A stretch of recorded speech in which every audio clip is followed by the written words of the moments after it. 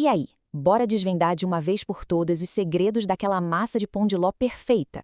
Sabe? Aquela massa bem fofinha, leve, estruturada, que é a base para os bolos mais incríveis que existem. Com essa análise, o nosso objetivo é simples: garantir que não haja mais erros na preparação. Ah, quem nunca passou por isso, né? Fazer um pão de ló pode ser um baita desafio. Às vezes a gente faz tudo com maior carinho e no final ele murcha, ou então quebra todinho na hora de desenformar.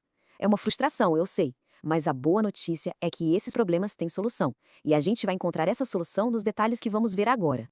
Ok, então vamos lá. Para a gente construir uma massa perfeita, a gente precisa primeiro entender os pilares dela.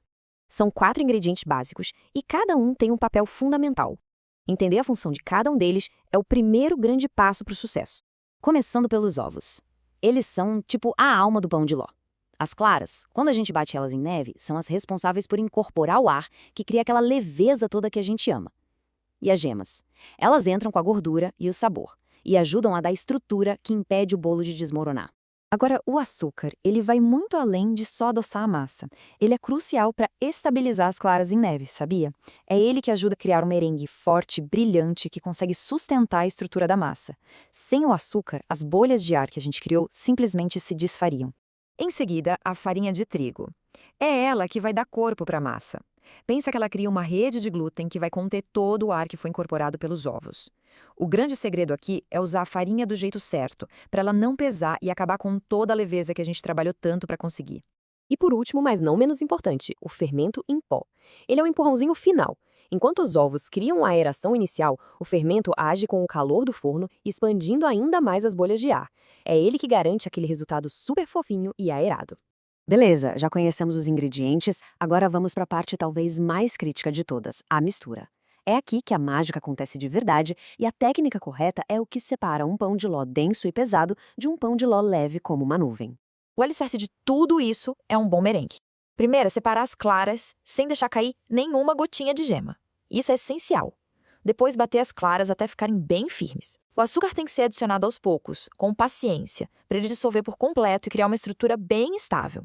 E só no final entram as gemas, uma de cada vez, para se integrarem sem desmanchar o volume que foi criado. Agora, uma dica que parece pequena, mas que faz toda a diferença. Peneirar os ingredientes secos não é só para evitar grumos, não. Esse processo super simples também aera a farinha, deixa ela mais soltinha, mais fácil de incorporar, e o resultado é uma massa final muito, mas muito mais delicada. E aqui está a regra de ouro. Todo o ar que a gente batalhou para colocar na massa com as claras e o açúcar pode ir embora num piscar de olhos com movimentos bruscos. Então, o ponto crucial é incorporar a farinha com muita delicadeza, com movimentos de baixo para cima, preservando ao máximo a leveza da massa. Bom, estamos na reta final. Vamos ver agora como garantir que todo esse trabalho cuidadoso se transforme em um bolo perfeito. O ponto da massa e o cozimento são os últimos passos decisivos para o sucesso. E essa aqui é aquela dica de chefe que faz toda a diferença. O ponto ideal não é sobre contar minutos, é sobre observar a massa.